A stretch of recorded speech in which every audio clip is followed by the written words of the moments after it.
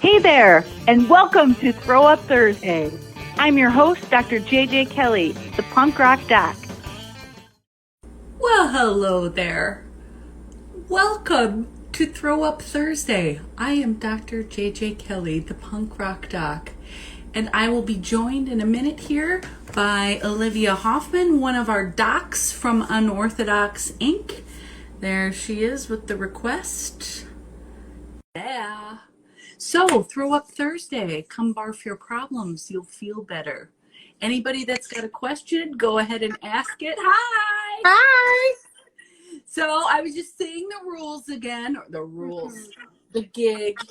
You're welcome to leave a question in the comments. Otherwise, Olivia and I will tackle some questions that she has pre-gathered, and we will do it together because Olivia is quite an emotionally intelligent and skilled person at this point.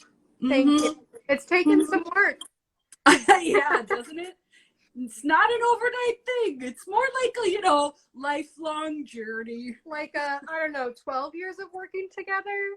Oh, dude, I've been working longer than that. We never stop, right? You know what I thought of when I was watching you do the intro this time that I haven't thought of before? What? It's kind of like a Mr. Rogers, like, welcome in to my house. Put my sweater on. It's a beautiful day. And Astrid and Allie could probably come up with a theme song for Unorthodox. A Mr. Rogers TikTok? Dude. Write that down. That's a good idea. It's recorded, so we got it. That's so good. Oh my God. That's real good. All right. So we got anything juicy today? So the holidays are coming up, as you may know. So Yeah. I have a couple of questions for that. The first one is self-care for during the holidays, especially during COVID. So how can we take care of ourselves in this time? Well, okay, wait. So what specifically are you referring to about the holidays that needs extra self-care? Well, it was a different question, but I think grief comes up, and especially right now, since this holiday season is different than other ones that we've had. Things are like, we can't do the same traditions that we would normally do. So how to take care of ourselves with grief coming up that normally happens during the holidays, and especially now. That is so much sweeter than where my mind is going with it. What were you thinking? I thought you were going toward the how everybody fights and talks about politics and fights with family members kind of thing, which I was going to say, do you know what it's like to do any sort of coaching or counseling or whatever pre-holidays, and everybody's bitching pre and post because of conflict with family. And now everybody's like, oh, I can't see my family. And I'm like, dude, do you remember every other year before now? But at the same time, I still do have empathy.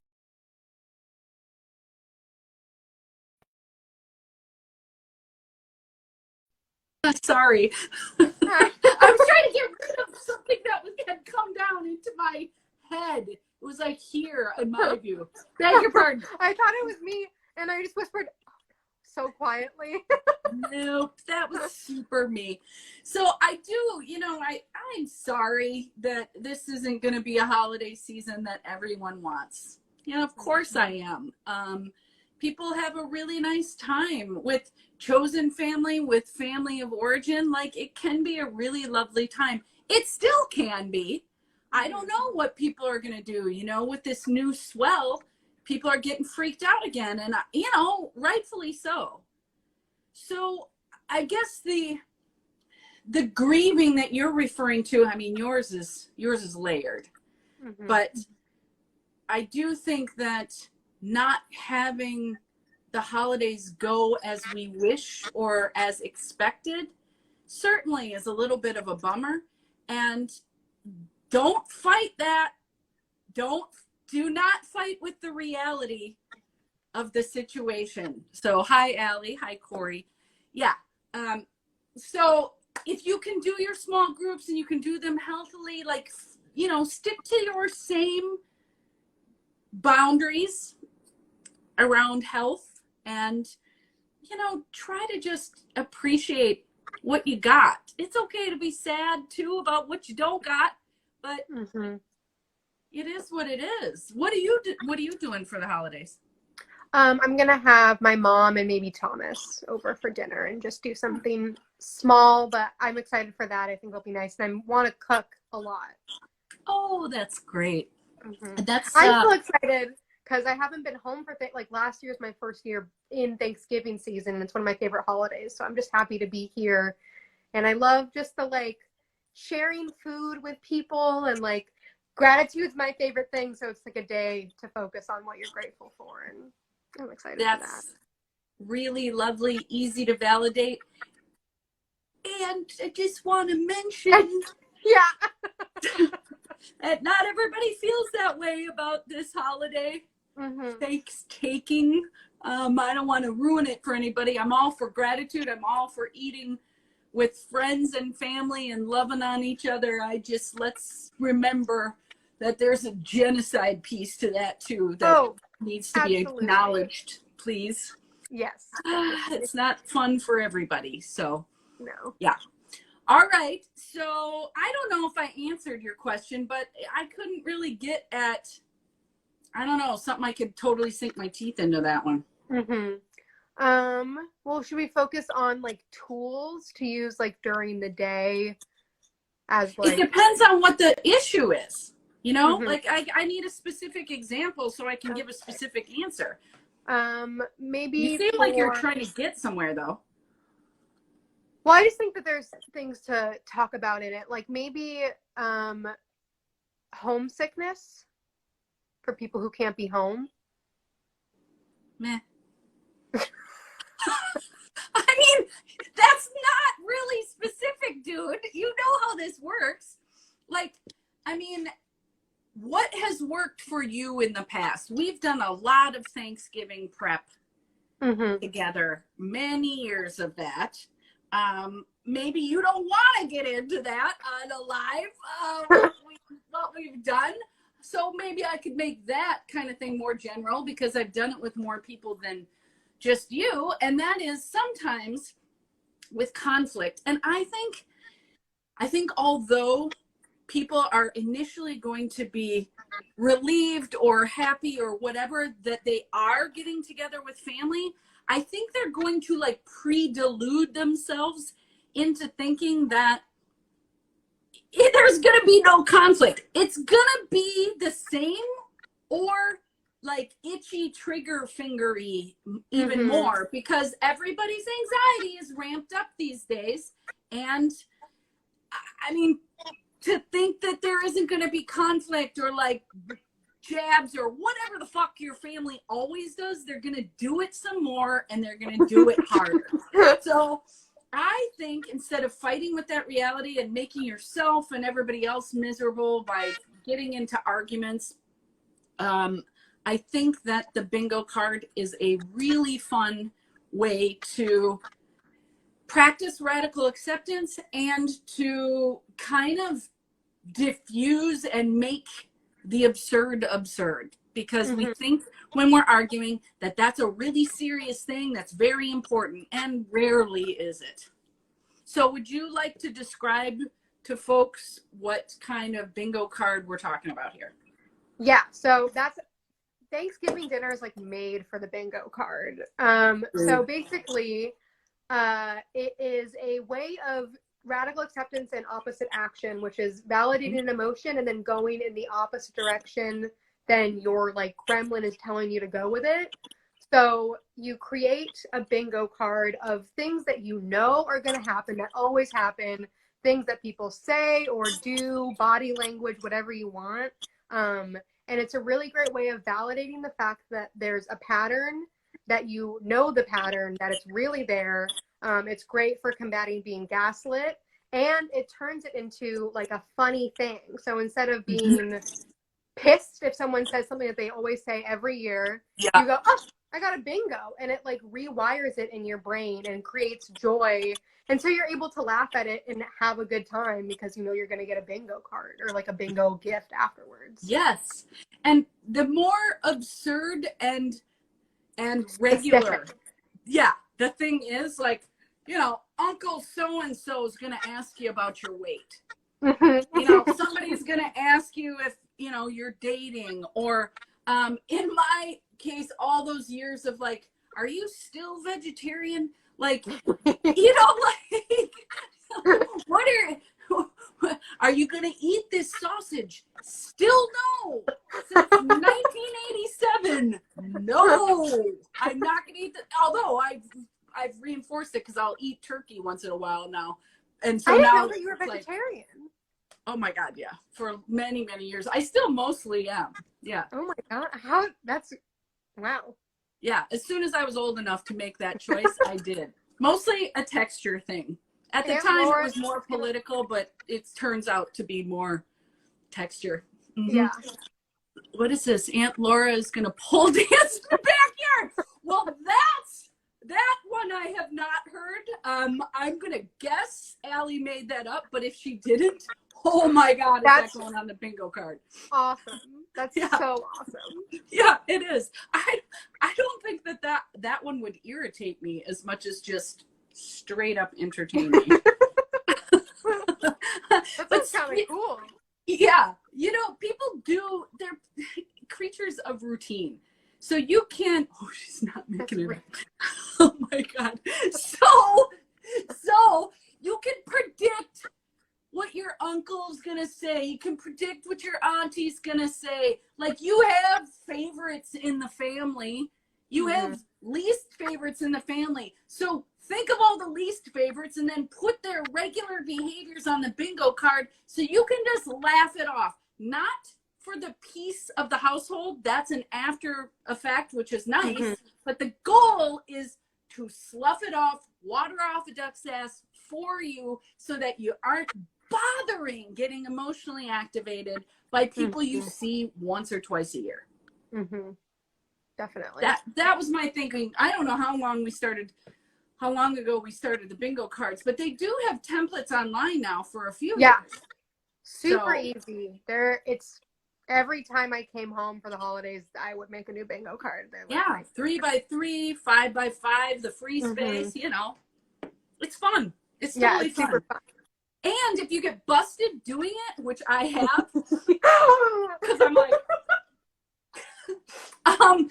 if sometimes people are a good sport about it, even when they're on it, if you can show them, it depends on the personality, but I've had people laugh at like they can laugh at themselves about what they are on the card. I think I would die laughing about what someone would put about me on a card. Oh my God. I want to be a bingo. I want to be my own thing, and I want to know what people would put. Yeah. That'd be so great. Okay, I'm going to think of one for you, and you think of one for me later after this. I'm gonna what if for like Christmas we all make bingo cards for the dogs and do like a Secret Santa thing? Oh my God, we're totally doing that. Write that down too. Yeah. What was the other one too? You said, oh, we're recording, so we'll remember. Mr. Rogers. Yeah, write that down. TikTok. It's written down. The recording is not gonna. I will not remember. I'll remember. Yeah, bingo you say cards. that, but you've done this too. You've done this thing. You've done this thing too. We've been over this, Olivia. You and I do the same thing. I do it more. But I just forgot that I did things on my docket, man. All right, next question. Okay, next question. All right. So this one is oh God, what? So how to catch yourself if you're hiding other emotions behind COVID fear? Can I have a specific example? It's like you took forgetful pills today of how we do this. The past couple days, with the new spike, I've been feeling really scared again. And you are not alone, my dear. And I'm like, oh, I can't do this, I can't do that. And I'm starting to go backwards on where I was. And I just want to make sure that I'm not hiding behind other feelings and using that. Okay. I think that everybody's a little scareder now with these spikes. I think that seems warranted. I also think your question's a great one because that hover can make you really vulnerable to specifically negative emotions about other shit. Mm-hmm. So it's a hard thing to catch, because it's like, okay, like my roommate said this, and I'm super pissed off about it. Mm-hmm. Did I get super pissed off because I'm afraid of COVID, so my pissed is just like a shorter fuse? Or have I been stuffing anger about my roommate? Yeah. And that's spiking the anxiety that's also being spiked by the COVID spike. And should I actually do something about it? I mean, yikes, right? That's multi-layered. I think that for you specifically, because that's easier to answer that question, but I think that, is there somewhere that you can tighten up? Like, did you get looser? And now can you go back to like your strictest protocol for yourself? Maybe. Mm-hmm. And if you go to your strictest protocol that you've had this entire year, then I think it's probably on you to manage emotions after that and like not be full of shit. Because if you've covered your bases and that kept you in a, that kept you semi-regulated most of the time, well, what the hell else can you do but explore what other emotions and probably interpersonal dynamics are going on that are contributing to it, because you've got your structure in place and you already know what matches your values. Mm-hmm. Do you want to get into that or not go into that? You can say no. I can kind of get into it. I mean, I think usually for me, it's anger when my anxiety spikes up really high. Yep. And there's some issues with the person who I'm sharing a house with for having different approaches to COVID safety and values on that. Right. And that is more of a thing that's layered. So my anger is getting spiked really fucking angry and very like 1 to 100. If one thing happens that is out of my control, I get really pissed. Well, you know what I'm going to say, don't you? What? That I can't control other people.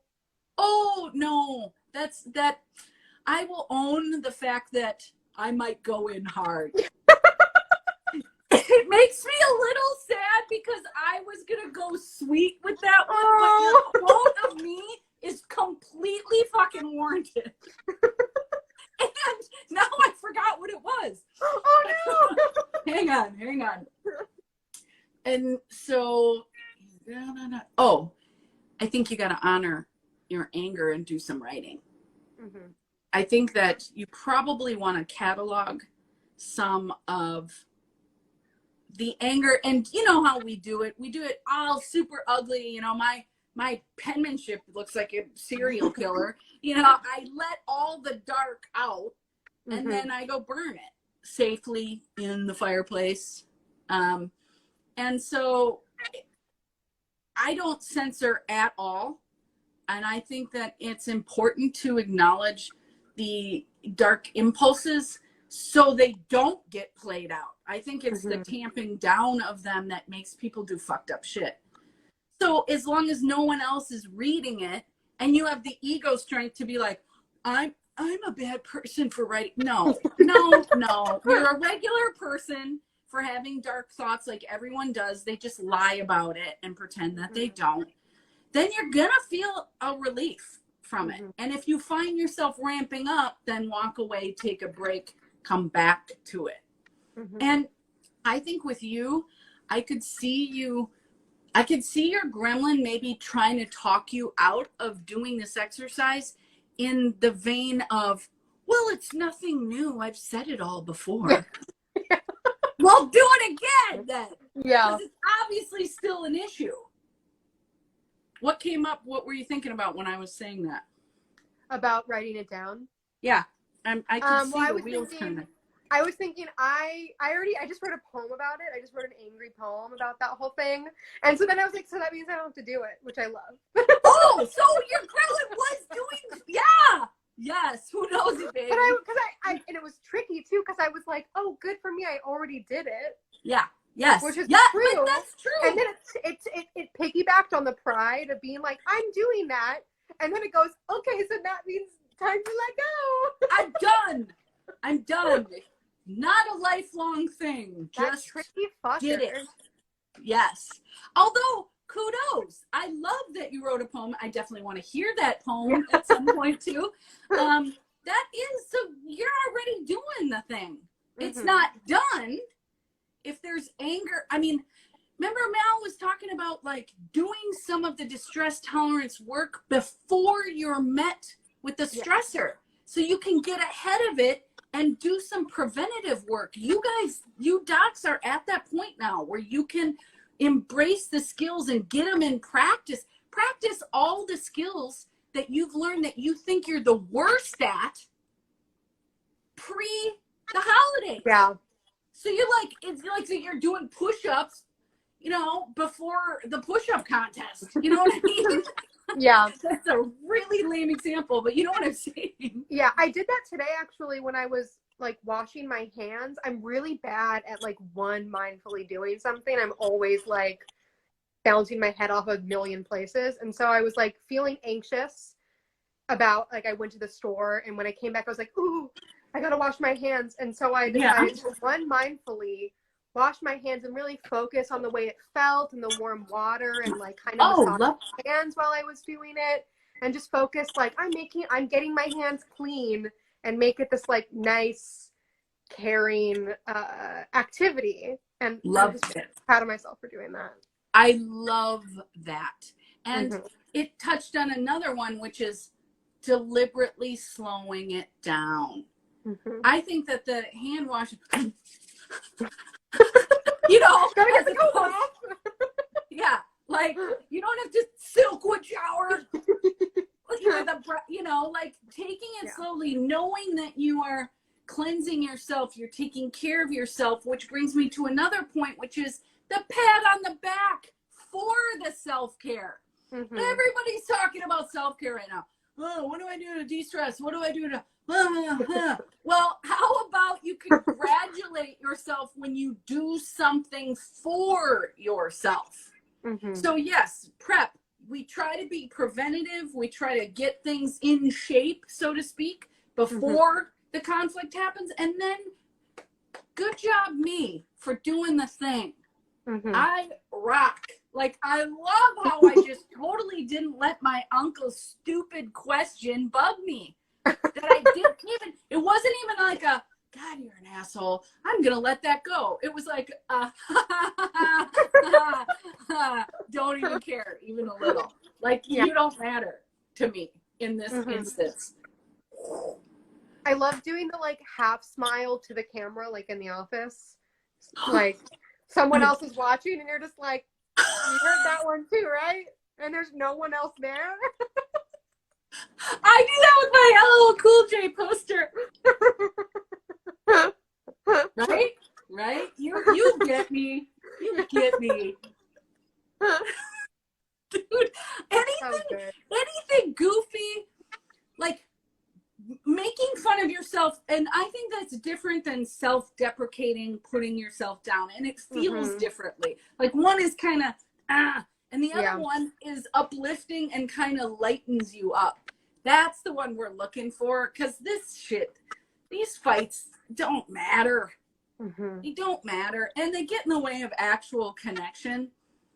And you're not going to connect with everybody, but you know, you got a better shot of connecting with them if you are emotionally regulated.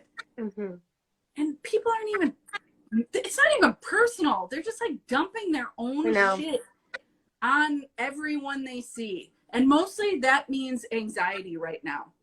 People are going to be projecting all their anxiety, and in the form of criticism, by the way. That's how people do it, which nobody knows. But if everyone knew, everyone would be doing this. Yeah. Instead of like, what? How dare you? It's like, oh, okay, like think what you're gonna think. I'm sorry, you're like so amped and unhappy right now. That sucks. Like, I mean, I don't actually say that, but I'm People just like, don't like when you say that to them. no. I've done that a couple times to be kind of a dick when I have too. not from a caring place. But I make a very mindful decision to use that kind of thing in very sparingly, but mostly I'm just like, all right. Yeah. Like, God, what? I'll talk to you later. Yeah. Like, I disagree. Like, I say that a lot. Yeah, I don't agree with that. I mean, whatever. We can disagree about it, but whatevs. More mashed potatoes for me, please. I'm into the mashed potatoes, big time. Oh, man. Anything else? I have a question from Allie that is also kind of vague. Lovely. Vague? Oh, wonderful. Great. Okay. It's Vague Day. Didn't you know? I guess. Okay, so the question is, what are your favorite ways to give back or be of service during quarantine? Mine? Personally? Mm-hmm. Oh, my whole life is giving. What are you talking about? To give back during quarantine. I do like to sort of, when I take my walks and stuff or go get groceries or whatever, I talk to strangers constantly. It's much like the vibe when we get in a groove with Feels on Wheels where we're just kind of like spreading love. Mm-hmm. I do that all the time because, you know, how often do we get to connect? And you can still see, like, even with the mask, you can see when someone's smiling. You can tell in their eyes that they're smiling. And just like a hi, how's it going is so nice. Or like, I always greet people like for coffee or any sort of service. I'm always like, hi, how are you? And then I actually wait for the friggin' answer. Hey, how are you? I pick up. No. Hi, how are you today? That goes a long way. As someone who works in service, when someone looks you in the eyes and is like, I'm seeing you as a human being. Yes. Yeah. And, you know, I've lived here a long time, so a lot of the people down the street where I get a lot of my stuff, like, we recognize each other. And that's a very, like, neighborly, lovely thing that I'm very grateful for and I want to contribute to. Mm-hmm. What does it cost us to do that? Nothing. It's only something that we can gain. If there's an energy exchange, there's a love exchange, I think it just makes the world go around. So be a source of light, Allie says. Yeah. Well, Allie, how are you? What do you mean by that? Be a source of light. It's your question. Like, how do you do it? How do you do it, Olivia?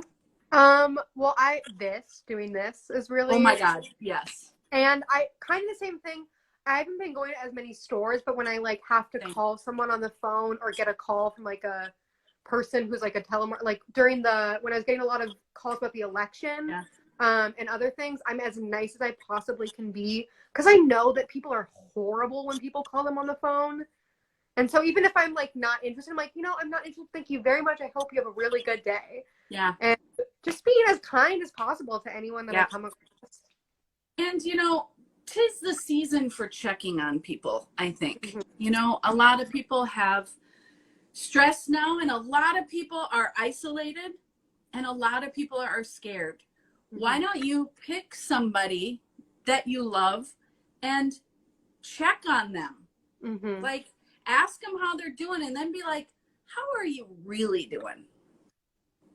Because most people, particularly if it's somebody you don't speak to regularly, that you're making an effort to reach out to them, they're going to do the social answer, which, fine, you know, what's the line that everybody's saying?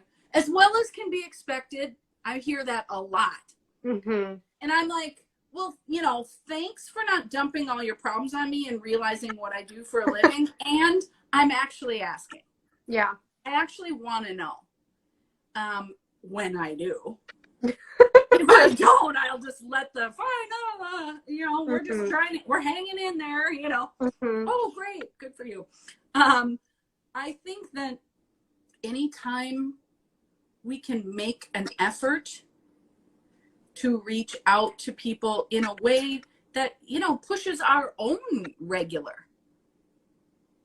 I know anybody that would hear this right now, someone would come to mind that they could reach out and just ask how they're doing. And by the way, those of us who look like we're fine all the time because we're super strong and mostly have our shit together, doesn't mean we don't appreciate someone going, how are you? You take care of people all the time, JJ. Like, how are you doing? It's like, thanks for thinking I'm a rock star, and you're right. However, even rock stars need to be checked on once in a while, and even if I'm not like hiding and in some sort of depression, somebody asking is so heartwarming. Yeah. Definitely. So I think that is a big one. We're talking about a season of giving. Well, fucking give. Like, stretch yourself to ask, hey, how are you doing, to the person that's serving you coffee, or the person that drops the food off. Everybody's getting food. They leave it too, and I don't hear anything. I run and like, thank you. They're always so like, you're welcome. Have a good night. They're opening their car across the street because but it doesn't matter. It's still appreciated. Any kind of effort to connect, I think, really is so key right now, and it's just like amplified. It's everybody feels electrified and energized by that kind of love. So that's what I'm doing. Long story longer. I love that. I think that's great. Well, that's probably a good place to wrap it up, huh? I think so. Yeah. So next week, we haven't talked about that. I think maybe we don't do it, right? I think the time is a little. That's like dinner. It's like when everyone's eating. Maybe we'll do a little live at Feels on Wheels the following day. Okay, that's a good idea. We could do something like that. But so, yeah, we won't do Throw Up Thursday next week, but we will be doing Feels on Wheels at Alcatraz and College in Oakland. Come join us for free coping skills. Thank you, Olivia. Wonderful job. Thank you. I will see you too, honey. Holiday week. Oh, I'll see you before that. Yeah. All right. Bye, everybody. Get in touch with me, Dr. JJ Kelly, the punk rock doc, at drjjkelly.com.